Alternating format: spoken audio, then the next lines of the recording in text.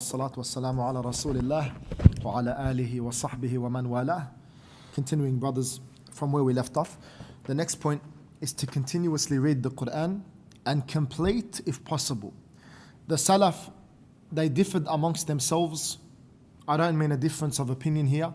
I mean they differed in respect to themselves or in respect to each other, how much they would recite and how often they'd complete the Qur'an. But as we know, they'd all have a very strong relationship with the Qur'an. They would keep their tongues moist with the recitation and the remembrance.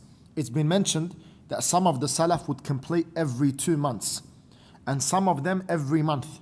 It comes in the hadith that the Prophet ﷺ said to Abdullah ibn Amr radiyallahu anhuma, "Iqra al-Qur'ana fi shahr." Read the Qur'an in 1 month. So then Abdullah, he answered and he replied, "Qala inni ajidu quwwah." He said, "Indeed, I have strength or I have more energy." So then the Prophet ﷺ said, "Iqra fi 20." Read in 20 days. He said, "Qala inni ajidu quwwah." He said, "I have energy, I can do more, I have strength." "Qala iqra fi 15." Read in 15 days, half the month. He says, "Inni ajidu quwwah." I have strength more, I can do more, energy, etc. "Qala iqra fi 10." Read in 10. "Qala inni ajidu quwwah." I have more energy than that. "Qala iqra fi 7 wa la tazidanna ala dhalik." Read in 7, 1 week and do not increase on that. In another version, he says, "Waqra al-Qur'ana fi kulli shahr." Read the Qur'an every month. "Qala qultu ya Nabiy Allah, inni utiqu afdala min dhalik." O Messenger of Allah or O Prophet of Allah, indeed I'm able to do more than that, better than that, meaning I can recite more and quicker and the likes. قال فقرأه في كل 20. Read every 20 days. قال قلت يا نبي الله إني أطيق أفضل من ذلك. I can do more than that. قال فقرأه في كل 10. Read every 10 days. He said, I can do more than that. يا نبي الله إني أطيق أفضل من ذلك. قال فقرأه في كل 7 ولا تزد على ذلك. Read the Qur'an, complete it in 7 and do not increase on that. فإن لزوجك عليك حقا وَلِزَوْرِكَ عَلَيْكَ حَقًّا وَلِجَسَدِكَ عَلَيْكَ حَقًّا. For indeed, read every 7. For indeed your partner, your wife has the right over you, and your visitor has the right over you, and likewise your body as well has the right over you. And then Amr ibn al-As radiyallahu anhuma, and I'll just mention the English here for time. He says, I was hard to myself and thus I was put to hardship. Allah's Messenger sallallahu alayhi wasallam said, you do not know, maybe you live long. And that way you'd have to continue and you'd bear the hardships and the likes reading like this. And I accepted that which the Messenger sallallahu alayhi wasallam told me. When I grew old, I wished I had availed myself of the concession of Rasulullah sallallahu alayhi wasallam. And there's a reason for that, brothers, because as we said, generally when we perform a good deed, we should try to be consistent upon that, as we're going to see inshaAllah ta'ala very shortly. And it's also been narrated that some of the Salaf would finish every 10 days a completion of the Qur'an, and some every 8 days, and some every 7, and some every 6, and some every 5. And Ibn Hajar rahimahullah ta'ala, he says in نتائج الأفكار كان علقمة يكره أن يختم في أقل من 5. That Alqamah, he would dislike finishing, completing in less than 5 days. And some of the Salaf would complete every 4 days. As Ibn Hajar rahimahullah ta'ala says, كان أبو الدرداء يقرأ القرآن في كل 4. Abu Darda would read the Qur'an every 4 days. And some of them every 3, it's been narrated. And some of them every 2. And it's been mentioned about Al-Aswad. وَكَانَ الْأَسْوَدُ يَخْتِمُ الْقُرْآنَ فِي رَمَضَانَ فِي كُلِّ لَيْلَتَيْنِ وَكَانَ ينام بين المغرب والعشاء وكان يختم القرآن في غير رمضان في كل 6 ليال. The Alqamah, he would finish the Qur'an in Ramadan every 2 days. And he would sleep between Maghrib and Isha. And he would finish the Qur'an outside of Ramadan in every 6 days. Every 6 days. And some of the Salaf would recite the Qur'an in 1 day and 1 night. 1 day.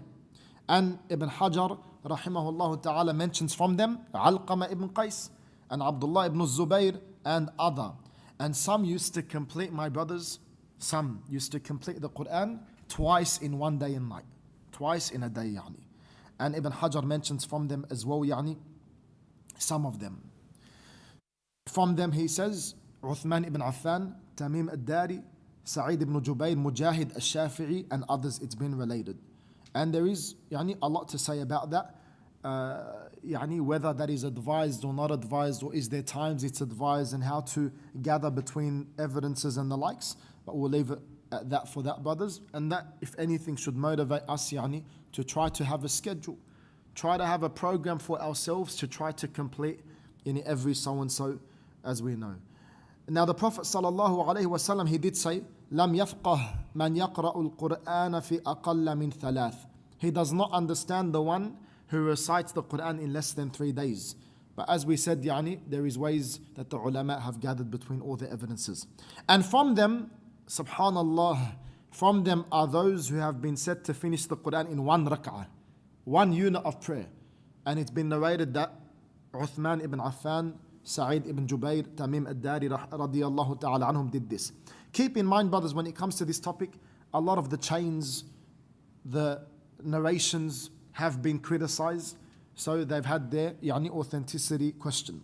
The next point, reciting at nights in the tahajjud prayer. In the tahajjud prayer, the Prophet ﷺ said, نِعْمَ الرَّجُلُ عَبْدُ اللَّهِ لَوْ كَانَ يُصَلِّي مِنَ اللَّيْلِ. That what an excellent man Abdullah is, if only he would pray at night, or if only he could pray the night prayers. And also the Prophet ﷺ said, Ya Abdullah, O Abdullah, la takun mithla fulan. Don't be like so and so. Now pay attention to this hadith, brothers, because from this hadith many of the ulama extracted that when you start with a good deed and you perform good deeds and the likes and you take it upon yourself, then try to continue upon that, as we're going to see. Be consistent. He says, Ya Abdullah, la takun mithla fulan, kana yaqumu al-layl, fataraka qiyam al-layl. Oh Abdullah, don't be like so and so. He used to pray at night and then he left off praying at night. And because of this and other narrations, An-Nawawi rahimahullah ta'ala says in Al-Majmu' يُسْتَحَبُّ لِمَنْ أَرَادَ قِيَامَ اللَّيْلِ أَلَّا يَعْتَادَ مِنْهُ إِلَّا قَدْرًا يَغْلِبُ عَلَى ظَنِّهِ بِقَرَائِنِ حَالِهِ أنه يمكنه الدوام مدة حياته ويكره بعد ذلك تركه والنقص منه لغير ضرورة. He says that it's recommended, whoever wants to stand the night, pray the nights, pray tahajjud, that he does not get used to and accustomed to praying except an amount that he believes that he will be able to continue upon that. And it is disliked after that for him to leave it and also to decrease it. Even to decrease it, he says. Subhanallah. Abdullah ibn Amr ibn al-As radiyallahu anhuma, he narrates that the Prophet sallallahu alayhi wasallam said, Man qama bi ashri ayat lam yuktab min al-ghafilin. Wa man qama bi mi'ati ayah kutiba min al-qanitin. Wa man qama bi alfi ayatin kutiba min al-muqantarin. And you can say muqantirin. بفتح وكسر الطاء. He said, if anyone prays at night, reciting regularly 10 verses, he will not be recorded amongst the negligent. And if anyone prays at night and recites 100 verses, he will be recorded amongst those who are obedient to Allah. And if anyone prays at night reciting 1,000 verses, he will be recorded amongst those who receive a great amount of rewards. And the Prophet ﷺ said, Sharaful mu'mini qiyamul layl. The honor and nobility of a believer is the night prayer. And he said, Sharaful mu'mini salatuhu bil layl wa izzuhu istighna'uhu amma fi aydin nas. Wallahi, what a profound hadith. He says the nobility of a believer is in his night prayer, and his honor is in his independence from what belongs to the people. The next point, my brothers, is the importance of sticking to the Qur'an and really committing oneself to it, regularly revising it and strengthening it. The Prophet ﷺ, he says, تعاهدوا القرآن فوالذي نفسي بيده لهو أشد تفصيا من الإبل في عقلها. Keep refreshing your knowledge, dedicate yourself to the Qur'an, for I swear by him in whose hand my soul is, it is more liable to escape, to run away, to disappear than camels which are tethered. And he says, He who studies the Qur'an, إنما مثل صاحب القرآن كمثل صاحب الإبل المعقلة إن عاهد عليها أمسكها وإن أطلقها ذهبت. That he who studies the Qur'an, he who is a companion of the Qur'an, is like the owner of tethered camels. If he pays attention to them, yani he takes care of them and the likes, he will keep hold of them. If he lets them loose, it's going and they're going to go away. The Qur'an's the same, my brothers. If you don't give it your time, you don't give it your attention, everything which you have memorized, you're going to end up forgetting.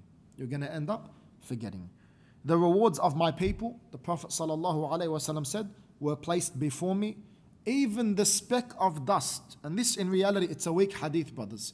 But the ulama, they mention it in their works, especially of the Qur'an, especially in terms and respect of encouraging people to memorize, and also warning people not to forget the Qur'an. Not to forget. Now, is forgetfulness in our hands, brothers? It could be possibly. What I mean by that is the forgetfulness could either come because naturally you're not the best memorizer, or you're trying your best but just naturally you're not remembering and things like this. That's a different story, as we're going to see. But when it comes to you left the Qur'an, you have the time but you're not reading the Qur'an, now the negligence has come from you. And that's why we've been advised even and prohibited from saying that I forgot the Qur'an. I forgot the Qur'an. The Prophet ﷺ said, as we're going to say inshallah, to not say that, to rather say, I was made to forget. I was made to forget. Because when you say, I forgot the Qur'an, it's implying that negligence was from you, that laziness from you and the likes. And this is something that we should not do.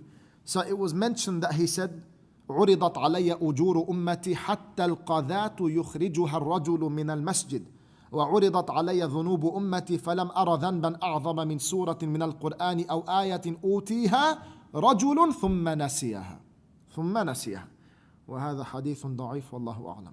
That the rewards of my people were placed before me, even the speck of a dust that a man takes out of the mosque. Mind you, that's a good deed, my brothers, anyway. The meaning of there is correct in the sense that taking out the speck of dust, taking out something that is dirty in the masjid or dirtying the masjid and the likes, even though of course it's not, it doesn't have to be generally najis and things like this, but cleaning the masjid, taking care of the masjid, these are all great deeds. Then he says, and the sins of my people, it's attributed that he said, and the sins of my people were placed before me, and I saw no sin greater than that of a man who memorized a surah or a verse of the Qur'an and then forgot it. But we do know, as we said, that naturally as human beings we're prone to forgetfulness. Allah Azza wa Jal, He says, رَبَّنَا لَا تُؤَاخِذْنَا إِن نَسِينَا أَوْ أَخْطَأْنَا. Of course now, the slaves when they make dua, Oh our Lord, do not hold us to account if we forget or err. And what did Allah Azza wa Jal say, as comes in the hadith? قَالَ اللَّهُ قَدْ فَعَلْتُ. Allah Azza wa Jal, He said, indeed I have done so. Accepted and taken the request. My brothers, also, what is very important is having a regular and set amount of reading and not missing out on that. But if you were to miss out on that and your night prayer and the likes, the Prophet ﷺ said, مَنْ نَامَ عَنْ حِزْبِهِ مِنَ اللَّيْلِ أَوْ عَنْ شَيْءٍ مِّنْهِ فَقَرَأَ مَا بَيْنَ صَلَاةِ الْفَجْرِ وَصَلَاةِ الظُّهْرِ كُتِبَ لَهُ كَأَنَّمَا قَرَأَهُ مِنَ اللَّيْلِ. رواه Muslim. He said, if any one of you falls asleep at night and fails to recite his portion of the Qur'an or a part of it, if he recites it between the Fajr prayer and the Dhuhr prayer, it will be recorded for him as though he had recited it during the night. Of course, the prayer and the likes. And it's been attributed to Sulaiman ibn Yasar, rahimahullah ta'ala, that he said, قال أبو أسيد نمت البارحة عن وردي حتى أصبحت فلما أصبحت استرجعت. That he fell asleep without doing his usual night prayer or his usual portion of the Qur'an, and then he fell asleep. He says, when I woke up, istarja'at. He forgot to do what he usually would of his night prayer, what he usually would of his recitation of the Qur'an. He fell asleep. Not that he missed out on Fajr and just the night prayer and his usual portion of the Qur'an that he would read. So when he woke up, istarja'a. He says, istarja'at. What did he say? What's istirja', brothers? Muhammad, al-istirja'. Inna lillahi wa inna ilayhi raji'un. Inna lillah wa inna ilayhi raji'un. Indeed, we belong to Allah, and to Allah we shall return. Yani he looked at this as a big problem. As a big problem. How many of us, even if we were to miss Fajr, it wouldn't even come. Yani he didn't even miss Fajr. Subhanallah. So what happened? He says, وَكَانَ وِرْدِي سُورَةَ الْبَقَرَةِ. My portion was Surah Al-Baqarah. فَرَأَيْتُ فِي الْمَنَامِ كَأَنَّ بَقَرَةً تَنْطَحُنِي. And I saw in my dream as if there was a cow butting me. Yani like head butting me with the horns and subhanallah. Now Wallahu a'lam yani. But it's been mentioned that.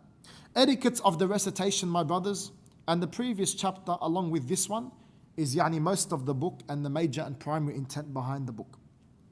Number one is sincerity, which we've spoken a fair bit about, alhamdulillah. Number two, my brothers, is to recall that you are reading the words of Allah. When you're reading, remember that these are the words of Allah Azza wa Jal. You know, you're reading literally the best of words, the truest of speech, the words of Allah Azza wa Jal. And to remember that although you do not see Allah Azza wa Jal, Allah sees you.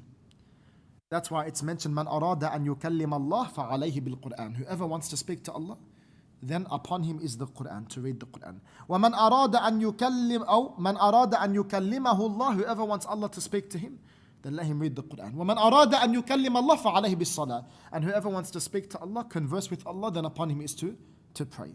Also, my brothers, to cleanse the mouth with the siwak, or that which takes the place or its ruling. Also, it is mustahab according to many of the ulama, and many have explicitly stated this, to read whilst in a state of purity. And if he isn't now, if someone is not in a state of purity, can he read or can he make wudu? Or can he, pray like, can he read Qur'an like this? The answer is of course yes. But don't get the two topics mistaken. The topic of touching the Qur'an, the Mus'haf, and reading the Qur'an.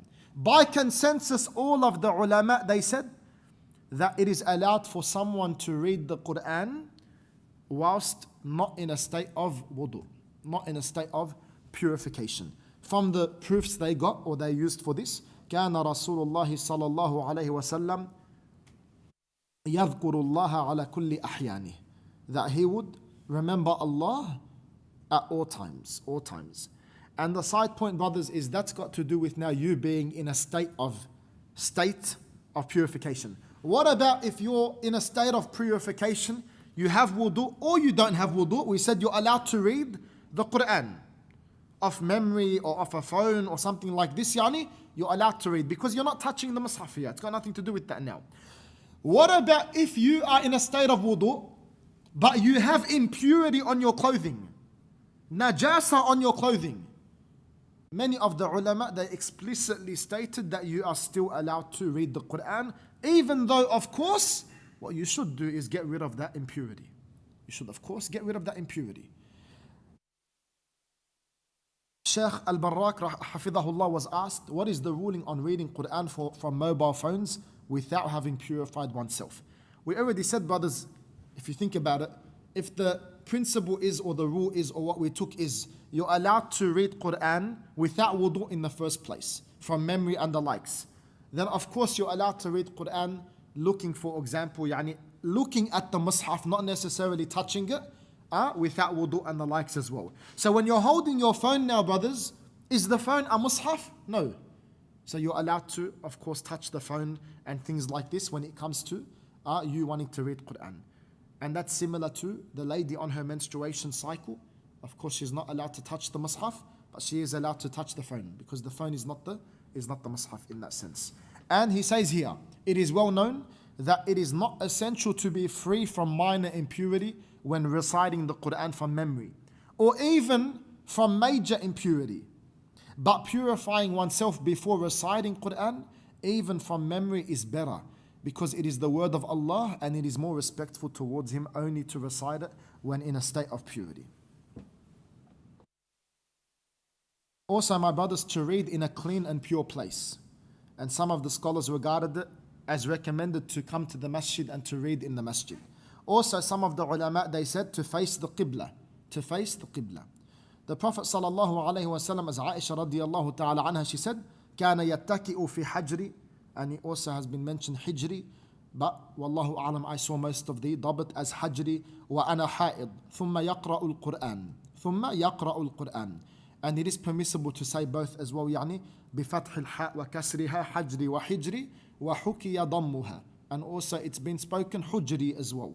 Some of the scholars the translation, that the Prophet sallallahu alaihi wasallam used to lean on my lap, recline on my lap and recite Qur'an whilst I was in menstrues, whilst I had my menstruation cycle.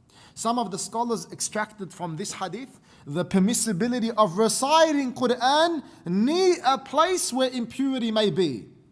Yani, for example, now brothers, imagine, let's just say someone asks, my room is here, and the toilet is next door, so it's next to impurity in some way. Am I allowed to read Qur'an in my room because it's next to and close to, in proximity, the toilet, for example? The answer is yes. The answer is yes, you can. And also some of the scholars from this hadith, they took the proof according to the opinion that they held, that a lady is not allowed to recite Qur'an on her menses.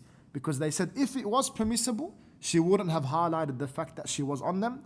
And in reality, yani, this is an opinion, and as we know, there is the other opinion which many of the ulama they favored, which is that a lady is allowed to read Qur'an off by heart or off the phone or something like this while she is on her menstruation cycle. What about reciting Qur'an whilst lying down and reclining? Shaykh Salih al-Fawzan hafidhahullah, he said, there is nothing wrong with reading the Qur'an when lying down, whether one is lying on a bed or on the ground. There is nothing wrong with that. A person may recite Qur'an whatever position he is in, standing or sitting or reclining, and whether he has wudu or is in a state of minor impurity. If he is reciting from memory, but if he is reading from the mushaf, then it's not permissible for the one who does not have wudu to touch the mushaf unless he makes wudu. And we know the verses, brothers, regarding the reclining and the likes, where Allah Azza wa Jal says at the end of Surah Ali Imran, الذين يذكرون الله قياما وقعودا وعلى جنوبهم ويتفكرون في خلق السماوات والأرض ربنا ما خلقت هذا باطلا سبحانك فقنا عذاب النار. Those who remember Allah standing, sitting and lying down on their sides. And Allah Azza wa Jal, He says, فَإِذَا قَضَيْتُمُ الصَّلَاةِ فَاذْكُرُوا اللَّهَ قِيَامًا وَقُعُودًا وَعَلَى جُنُوبِكُمْ. And when you have finished the prayer, remember Allah standing, sitting down and lying down on your sides. And it's been attributed to Abu Musa al-Ash'ari radiyallahu ta'ala anhu that he said, إِنِّي لَأَقْرَأُ الْقُرْآنَ فِي صَلَاتِي وَأَقْرَأُ عَلَى فِرَاشِي. Indeed, I recite the Qur'an in my prayer and on my bed. And Aisha radiyallahu ta'ala anha, it's been attributed to her that she said, إِنِّي لَأَقْرَأُ حِزْبِي وَأَنَا مُضْطَجِعَةٌ عَلَى السَّرِيرِ. Indeed, I read my portion of the Qur'an whilst I am reclining on my bed. When he wants to read, he seeks refuge in Allah Azza wa Jal from the accursed shaitan. And this is what the vast majority of scholars, they said. And that can be homework inshaAllah for you guys. Did anyone say to recite the isti'adha after the recitation? You can inshaAllah ta'ala, I'll give you some work inshaAllah. So here anyway, that before he recites, he seeks refuge in Allah Azza wa Jal. As we know, أعوذ بالله من الشيطان الرجيم, أعوذ بالله السميع العليم من الشيطان الرجيم, and the other authentic invocations and seeking of refuges, supplications and the likes that there is. And in many of the books of qira'ah and qira'at, and also many of the mabahith in tajweed or tajweed books, you'll find chapters about this, and they'll go into, for example, the many different athar that have been narrated and related regarding this. Also, to recite the basmala, Bismillahir Rahmanir Rahim, at the start of every chapter, except Surah Al-Bara'ah, which is Surah Al-Tawbah. There is no, of course, basmala at the beginning of this chapter. And of course, Surah Al-Tawbah has other names as well, just like many of the chapters of the Qur'an are known by their names that we all know and are familiar with, and also having other names. that is going to be going into today. As for the middle of the chapters and the likes, then in reality it is up to the reciter. And the scholars, they differed over whether he should, it's better to or not. In the middle of the chapters, brothers, it's up to the reciter whether he wants to say the basmala or not. It's not something to sit there and making a big deal or fuss over. And some of the scholars, they said he should, and some of the scholars, they said not to. But at the same time, as we said, it is completely up to the reciter. And what about Surah Al-Bara'a, brothers? What about Surah Al-Tawbah? At the start, there's no basmala. But what about if he started in the middle of the chapter and the likes? I'll leave that for you guys as well, inshaAllah ta'ala. And if anyone looks into it, you can message me and we can discuss that, inshaAllah. Also, my brothers, to contemplate upon the recitation and try to get into that state of khushu' as you're reading. And that's why, subhanallah, Ibrahim, he mentions Al-Khawas, he says, he says, there are 5 medicines for the heart: reciting the Qur'an with pondering, emptying the stomach, standing at night in prayer, supplicating during the last part of the night, and sitting with the righteous. Wallahi, brothers, when you fulfill these, you end up getting a sense of khushu' that you could possibly not have ever experienced before. What about crying during reciting the Qur'an? It's come, my brothers, from so many of the companions and salaf that they cried when reciting the Qur'an, inside the prayer and outside of the prayer.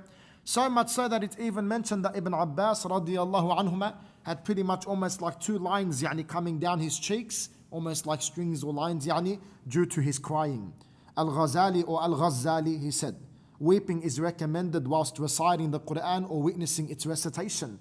He said the way to achieve this is by bringing sadness to the mind, by pondering the threats and the warnings, the covenants and agreements that it contains, and then contemplating one's shortcomings with regards to them. And if this does not bring to mind sadness and weeping, as it does with the elite worshippers, then one should weep from the lack of it, since that's from the greatest of calamities.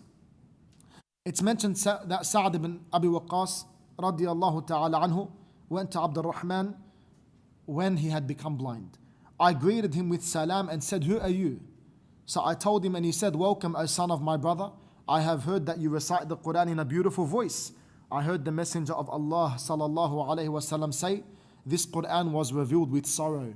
So when you recite it, cry. If you cannot cry, then pretend to cry and try to cry and make your voice melodious in reciting it. Whoever does not make his voice melodious, then he is not from us." And this hadith is weak. This hadith is not authentic. Wallahu a'la wa a'lam. My brother, supplicating when reciting is also from the sunnah.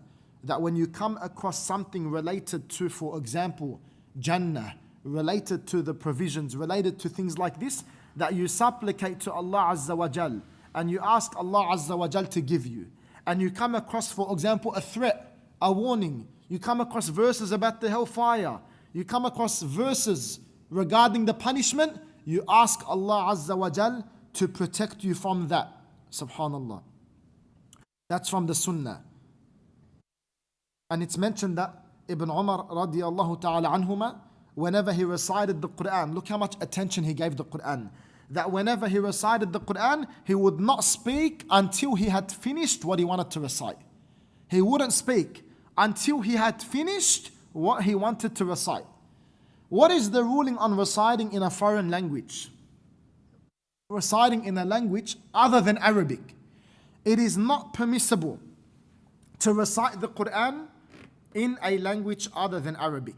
Whether or not the reciter is proficient with Arabic, and whether or not it takes place during the prayer or outside.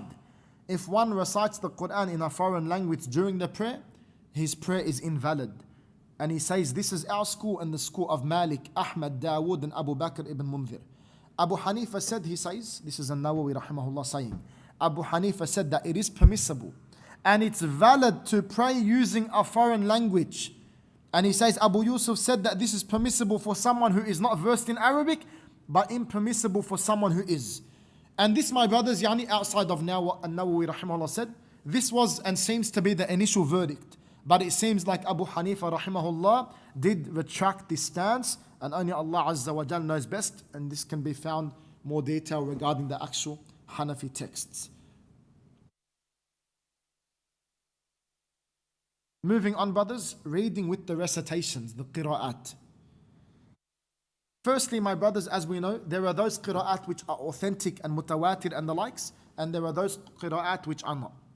As for the permissible recitations, he says now, it is permissible to recite the Qur'an upon or using the 7 agreed upon recitations, and it is not permissible using anything else or using the shadh, the anomalous or the odd recitations transmitted from the 7 reciters, the 10 mutawatir modes of recitation plus the 4 odd. My brothers, when it comes to the qira'at, An-Nawawi rahimahullah ta'ala said, it is permissible to recite the Qur'an using the 7 agreed upon recitations. But in reality, my brothers, we know that there are actually 10 agreed upon recitations. And you'll see from many of the ulama in their works, even the works of Arabic and the explanations of certain texts in Arabic, like the explanations of some of explanations of the Alfiya, some of Qatrun Nada, and the texts that are known like these texts that are known anyway, you'll see that a lot of them, when they speak, the ulama commenting and commentating on this point, they mention the 7 recitations. But in reality, the mutawatir qira'at are 10. And this is a big mabhath in the science of the qira'at. It's not our topic today, but I just wanted to mention that because An-Nawawi rahimahullah mentioned 7, but in reality, they are 10. As for the odd recitations, they are 4 main ones, and there are many others. But there are 4 that are generally known and taken. They are Ibn Muhaysin and also Al-Yazidi, Al-Hasan and Al-A'mash. These are the 4 main odd recitations. Just because some did not know they were mutawatir, my brothers, now someone might come and say, no, there are 7. Because, for example, An-Nawawi said there's 7, so they can't be 10. Or, for example, Ibn Hisham said there's 7, so they can't be 10. And the likes, just because someone did not know there was extra mutawatir recitations, does not mean that is a fact. Al-Dhahabi rahimahullah ta'ala, he said, the fact that something is mutawatir, we spoke about mutawatir yesterday, does not necessarily mean that the entire ummah is aware of it. For the scholars of recitation, there are matters that are mutawatir amongst them but not amongst others. For the fuqaha, there are issues that are mutawatir amongst them and not narrated, or mutawatir amongst them and narrated from their imams via mutawatir report, of which the scholars of recitation are unaware.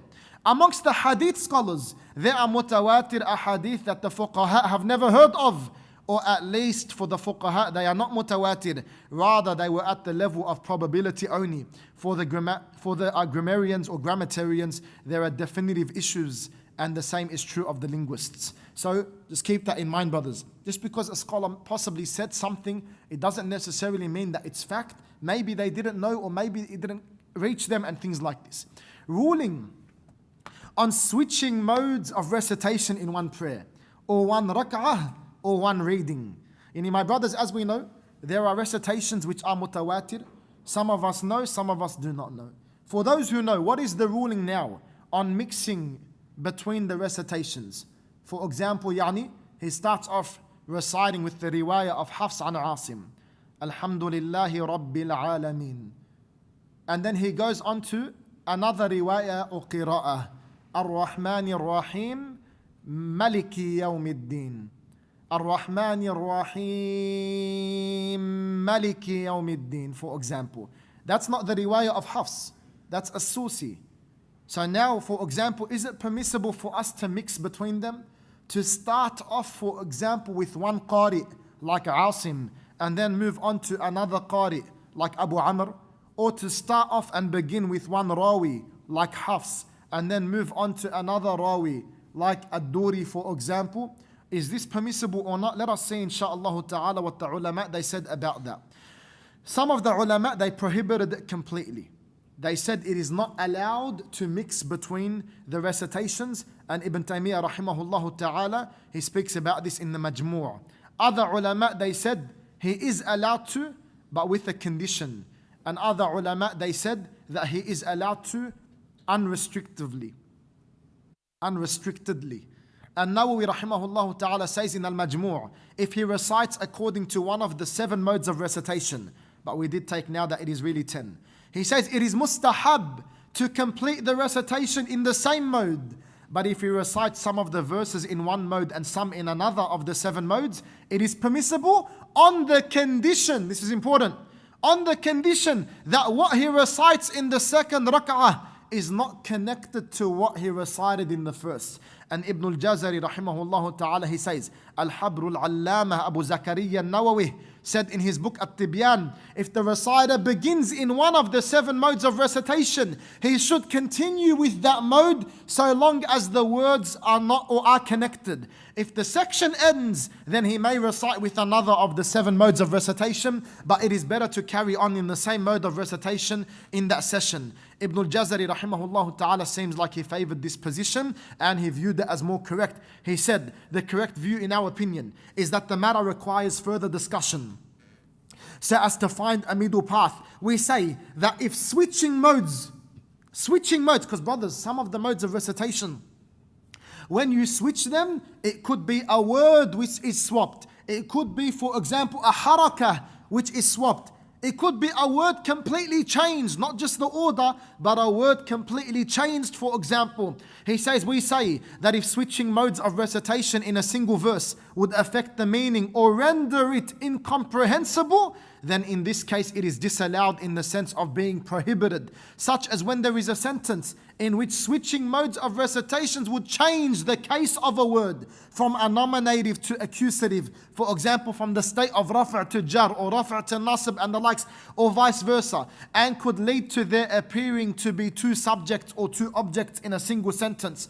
And then he says, but if that is not the case, then we should differentiate between cases where the reciter claims that this is a mode of recitation or otherwise. If he recites it in this manner and claims that this is one of the modes of recitation, then it is not permissible because it is lying about that mode of recitation and it is confusing to people who have knowledge of recitation. And then he moves on and he continues speaking about a lot of other points regarding that. My brothers, but there is something that we should take in mind. There is something that we should remember. You as an imam, for example, my brothers, you do not want to confuse the people. The last thing you want is for someone to reject a part of the Qur'an because they've never heard it before, because all they've been brought up is with this one mentality that Allah Azza wa Jal only sent down that one way that they're accustomed to, so they end up rejecting what you recited with, for example. You don't want them to reject, so don't cause confusion. Even if you've taken all the qira'at, mutawatir and the 4 shadh, for example, doesn't matter, my brothers. Don't go and lead the prayer and cause confusion within your community. Yes, there's a difference, of course, if you, for example, are with all students of knowledge and then you decide to recite in a certain riwayah or qira'ah and the likes, there's no problem because they all understand this notion. But imagine my brothers now going and standing in front of 100 or 200 people and reciting Alhamdulillahi Rabbil Alameen. People are going to start to be shocked, for example. People are going to start to question. People are going to start to say, Subhanallah, Subhanallah. Imagine reciting, وَإِذَا الْمَوْءُودَةُ سَأَلَتْ بِأَيِّ ذَنْبٍ قُتِلْتُ.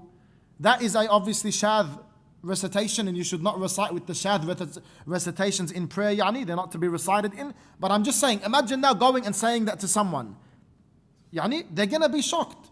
Even students of knowledge, a lot of them have not knocked on the door of the topic of recitations. What I mean by that, and the point I'm trying to get to is, so be very careful when it comes to these matters, my brothers, because you don't want to, as I said, cause people to reject that which is the Qur'an. It says from Al-Fatwa, Fatwa Al-Lajna Al-Da'ima, they said, is it permissible, when they were asked, is it permissible to recite Qur'an in prayer according to the recitation of Warsh, knowing that we usually recite according to the recitation of Hafs from Asim? So for example, brothers, أَرَأَيْتَ الَّذِي يُكَذِّبُ بِالدِّينِ. That's Warsh, for example. Whereas as we know our recitation, أَرَأَيْتَ. In another recitation, أَرَيْتَ الَّذِي, for example. So obviously here, brothers, these are major differences, especially for those who have memorized these short surah. They're going to straight away pick up, what's this guy doing? What's this imam doing? He's changing the Qur'an, for example. So they said, reciting according to the mode of recitation of Warsh from Nafi' is valid in and of itself. Of course it's Qur'an. It's Qur'an, of course it's valid, according to the scholars of recitation. But reciting in this mode of recitation, for those who are not used to it, and are used to something else, such as the recitation of Hafs, which is what we know, may cause confusion amongst the worshippers. So it should not be done for that reason. But if the one who is reciting according to this mode of recitation is praying on his own, if you know the qira'at, you're praying on your own, then it's permissible, there's no problem. Because there is no reason not to do that. But as for an imam in the masjid and things like this, there is a reason not to do that, by causing confusion in that. Yes, you can raise awareness and things like this, and then eventually if everyone understands in 1, 2, 3, of course it's Qur'an, you're allowed to. But don't forget that you don't want to, as I said, be a means of people rejecting the Qur'an. Brothers, we'll have a 10-minute break, inshallah. It's 12:15. We'll go to 12:25 the break, and then we'll continue for the last session, inshallah ta'ala. Wallahu a'la wa a'lam, wa salli Allahumma wa sallim wa barik ala Muhammad wa ala alihi wa sahbihi wa man wala.